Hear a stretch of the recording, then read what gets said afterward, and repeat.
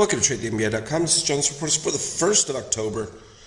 Well, and we can see that having survived the major pullback, which being facetious, of course, despite what we were seeing from all the weakness that was projected in this early, dip here of the steel really was, short-term buyers just pretty much faded along, and then boom, they started to come back a little bit every time we hit the 76%.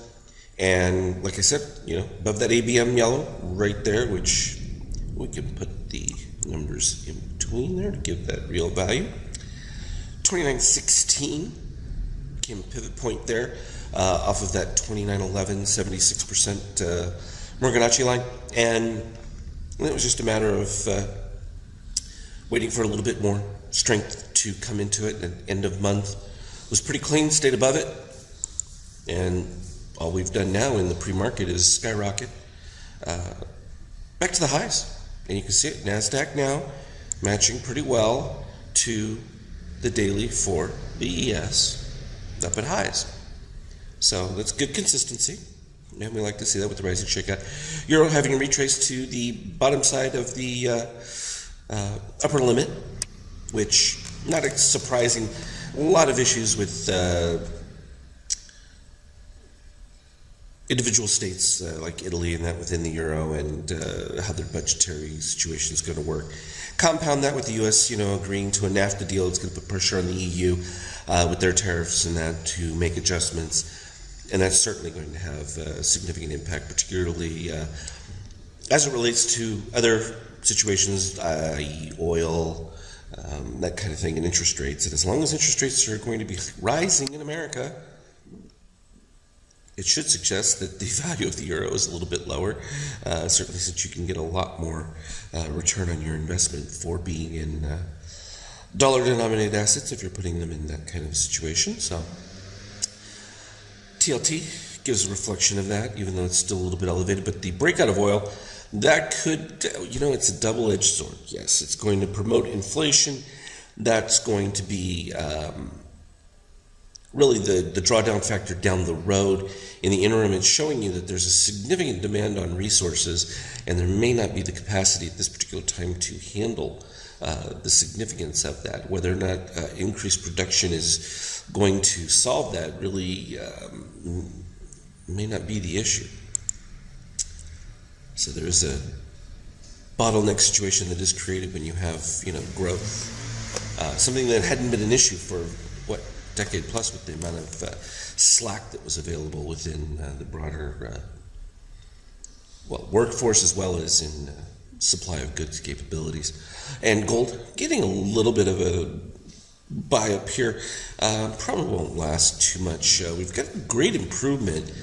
We're now getting lower, going to match the lows on, much more improved shakeout. This could create what I refer to is a little bit higher pivot, even though we've reset all the way back up to the zero and we've come back down again. A lot of people look at it as a giant double bottom kind of situation. They'll be looking for a breakout of past like this 114 range. And that's for the ETF, and of course, on the real metal, whole different world.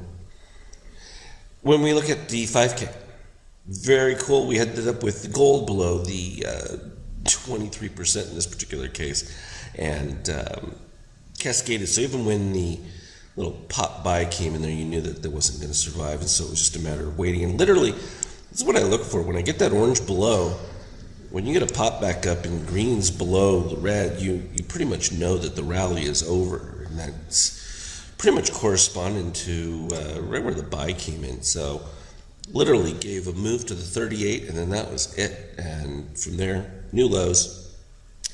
And it did produce that oversold, we're at that minus 20 right there. Orange came through, and then sure enough, this one was a little bit longer. You can see it took longer for the orange to try and get past the green, and at that point, it actually overcame the cyan, which all good stuff there from a long standpoint, but then it went into a little pause mode right here, which is where the cyan creeped up, and then, was sort of in that no man's until it reset and gave a new orange buy config. And then we ended up with gold starting above the 50, closed right there. These are always the toughest ones. In this particular case, though, we were getting nothing but rising red at that particular point, and so it becomes kind of straightforward to follow that. As long as that red is rising, you're staying with it, because you wouldn't be having a short until it begins to roll over, and that doesn't happen until all the way over here, where it peaked over.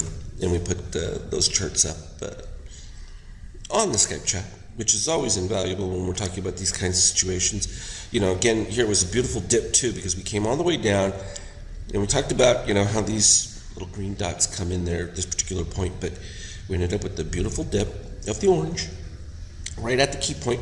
But it's like I've talked about this before. It's that when you're in this short configuration, you're looking for that steel to move across the red, and that's your warning that, hey, you better set your stop. So even if your stop is a zone higher or whatever, no big deal, but you best be prepared that that's going to generate a return, because the likelihood, if it doesn't, you're going to get a very big cascade lower.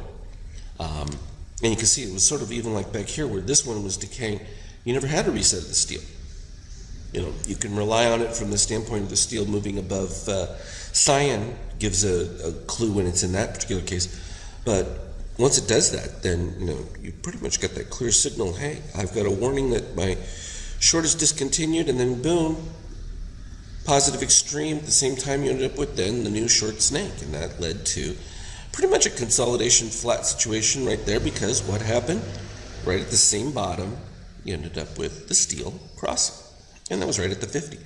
So these things happen on a regular basis, and it's worth paying attention to, because it will prevent you from thinking that, oh wow, I can just let this, you know, run. It's like, no, it was a decent move from the original peak up here at the highs and down to a 50% move.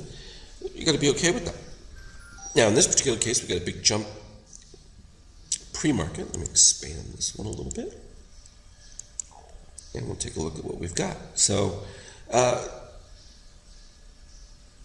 starting to have the rollover. You know, this one was interesting. The problem with it is that it wasn't in tune. You ended up with the steel dipping below. The green was way above, hadn't crossed below the orange. So it's like, okay, you're going to miss that one. Now we're at a new section, but the problem with this one is you need to see steel, you know, come up so that it can actually cross. Otherwise, it looks like you're just in a bit of a continuation at this particular point. So can't really say there's anything to do at this spot. I mean, you can certainly play a break below the ABM, but even that, I think that you're likely to get support right on those, and that becomes a difficult one. It's like, do you want to be shorting at support, or would you rather be doing it at the peaks where at least you have an idea that you're going to get something? Now in this particular case, fine, you have these positive extremes. Now they filled it back in already. So you have to wait for another near high, like, you know, this one produced, where you're up near the highs and you're getting a positive extreme, where you have the potential of something weak breaking, because I like it when I see green below red and I'm getting a positive extreme at a high. That just means I may have a little bit of a divergence, which gives me a better shot. It's a little less interesting when they're moved back to supports and thinking, okay, I'm going to short right at the support, especially when I don't have a signal of any kind that suggests that I should be doing that, because nothing here suggests that anything's changed yet. You started with a little bit of it as you ended up with the sign above zero.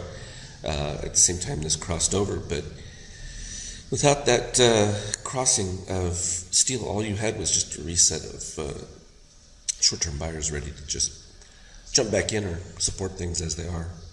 And that's where it is right now. So I think it'll probably open that way, because you've got any weekend shorts trapped, and you're going to want to open it above that level. So that's how that's going to play out for the short term. I'm going to go into a detailed explanation of our other program here with the pivots. Don't have it turned on in this part with the DLCon paint, but what I will be showing is how it pops in and how it expressed the higher pivots all the way through to right before the breakout, even on Friday, to be long, and sure enough, did exactly that. But I was putting in the adjustments so that you can decide which ones you want showing up and not, and it just takes a little bit more wording to put those kind of details in, as opposed to just always showing it, because you may not want it. And may even add an alert so that you can see when the alert, if it corresponds to what will become a new yellow candle, because there's a few other added features in there that hadn't gone over yet, and I want to be able to go over them in detail for you on a video and that way it'll make it easy to reference it. As always, though, trade well. We'll talk again later.